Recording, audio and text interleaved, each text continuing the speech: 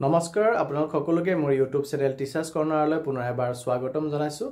আজি এটি খুবেই গুৰুত্বপূৰ্ণ ভিডিঅ'লৈ আপোনালোকৰ মাজলৈ আহিছোঁ। কাইণ্ডলি ভিডিঅ'টি শেষলৈকে চাব, চাই ভাল পালে লাইক এণ্ড শ্বেয়াৰ কৰিব আৰু চেনেলটি যদি এতিয়াও ছাবস্ক্ৰাইব কৰা নাই কাইণ্ডলি ছাবস্ক্ৰাইব কৰিব। 2026-27 শৈক্ষিক বৰ্ষত ব্যৱহাৰ হ'ব পৰাকৈ ইউনিফৰ্ম ক্ৰয়ৰ প্ৰক্ৰিয়া ইতিমধ্যে আৰম্ভ হৈছে আৰু এই দুযোৰ বিনামূল্য ইউনিফৰ্ম ক্ৰয় কৰাৰ ক্ষেত্ৰত কিছু নতুনত্বৰ সৈতে এইবাৰৰ গাইডলাইনো প্ৰকাশ পাইছিল, যোনটোৰ ওপৰত মই এটা ডিটেইলছ ভিডিঅ' প্ৰস্তুত কৰি থৈছোঁ। আপোনালোকে সেই গাইডলাইনছত যি নতুনত্ব আছে সেইখিনি বিষয়ে জানিব হ'লে সেই ভিডিঅ'টো চালে নিশ্চয় গম পাব। আজিৰ ভিডিঅ'টিত মই যি গাইডলাইন প্ৰকাশ পাইছিলে 2025-26 বিত্তীয় বৰ্ষত মুকলি কৰি দিবলগীয়া ধনৰ ব্যৱহাৰেৰে 2026-27 শৈক্ষিক বৰ্ষত ছাত্ৰ ছাত্ৰীসকলে সেই ইউনিফৰ্ম পৰিধান কৰিব আৰু গোটেই প্ৰক্ৰিয়াটিত 31 ডিচেম্বৰৰ ভিতৰত সমাপ্ত হ'ব লাগিব। মই সেই গাইডলাইনটিত যি গাইডলাইন প্ৰকাশ পাইছিলে সেই গাইডলাইনটিত কিছু শুধৰণি বা কিছু ৰিলেক্সেশ্যনৰ সৈতে এটি নিৰ্দেশনা প্ৰকাশ পাইছে। মানে সেই গাইডলাইনটোৰ পাছত আৰু এটি নিৰ্দেশনা প্ৰকাশ পাইছে, যোনটো নিৰ্দেশনাৰে সেই গাইডলাইনটিত উল্লেখ কৰা কিছু কথাত ৰিলেক্সেশ্যন দিয়া হৈছে বা কিছু কথা যোগ কৰা হৈছে।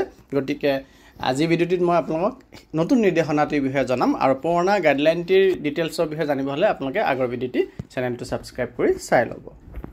আপোনালোকে স্ক্ৰীনত নতুন নিৰ্দেশনাটি দেখিব পাই আছে, যোনটো ডিষ্ট্ৰিক্ট মিছন কোঅৰ্ডিনেটৰ সকলো জিলালৈ আহিছে, ডিষ্ট্ৰিক্ট এলিমেণ্টাৰী এডুকেশ্যন অফিচাৰসকললৈ আহিছে আৰু পত্ৰটি দিছে মিছন ডাইৰেক্টৰ সমগ্ৰ শিক্ষা ওম প্ৰকাশ ছাৰে আৰু ডেট হৈছে 21 আগষ্ট এই পত্ৰটি আহিছে আৰু ইয়াৰ বিষয়বস্তু উল্লেখ কৰিছে যে ফ্ৰী যি school uniform class 1 to class 8ৰ ল'ৰা ছোৱালীসকলক দিয়া যাব সেই সংক্ৰান্তত গভট আৰু প্ৰভিঞ্চিয়েলাইজ LP UP স্কুলৰ।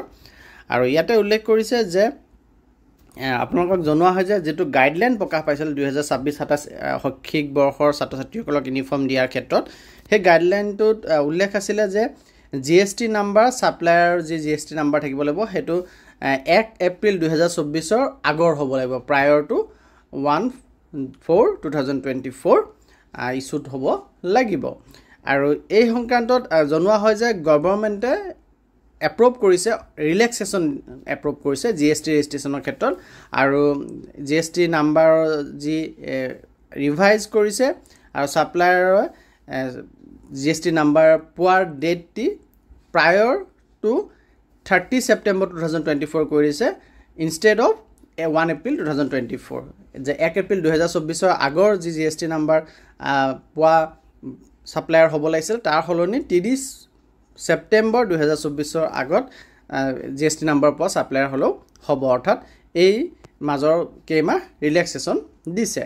কিন্তু ইয়াতে উল্লেখ কৰিছে বোল্ড লেটাৰতে কৰিছে however at the same time all firms who supplied poor quality material will remain blacklisted even if they are having GST registration prior to 30 September 2024। যে যি ৰিলেক্সেশ্যন দিছে সেই ৰিলেক্সেশ্যনৰ আগৰ GST নাম্বাৰ পোৱা ছাপ্লায়াৰ হ'লেও তেওঁলোকে যদি আগতে যি বেয়া কোৱালিটিৰ কাপোৰ ছাপ্লাই কৰাৰ বাবে যদি ব্লেকলিষ্টেড হৈ আছে তেতিয়াহ'লে তেওঁলোক কিন্তু ব্লেকলিষ্টেডে হৈ থাকিব, তেওঁলোকে ইউনিফৰ্ম ছাপ্লাই কৰাৰ যোগ্যতা নাপাব যদিও তেওঁলোকে GST নাম্বাৰ 30 ছেপ্টেম্বৰ 2024 আগতে পোৱা হৈ থাকে। অৰ্থাৎ ব্লেকলিষ্টেডে তাত কোনো এৰা ধৰা নাই, অৰ্থাৎ কাপোৰৰ কোৱালিটিৰ লগত ডিপাৰ্টমেণ্টে একো এৰা ধৰা কৰা নাই, কিন্তু GST নাম্বাৰ পোৱাৰ ক্ষেত্ৰত কিছু এৰা ধৰা কৰিছে। আগতে আছিলে 1 এপ্ৰিল 2024 আগত GST ৰেজিষ্ট্ৰেশ্যন থকা হ'ব লাগিব, কিন্তু এতিয়া 30 ছেপ্টেম্বৰ 2024 আগৰ GST ৰেজিষ্ট্ৰেশ্যন থাকিলেও তেওঁলোকক যোগ্য বিবেচিত কৰা গৈছে। গতিকে এই ক্ষেত্ৰত সকলোকে এই আদেশটি ফ'ল' কৰিবৰ কাৰণে জনোৱা হৈছে। ধন্যবাদ।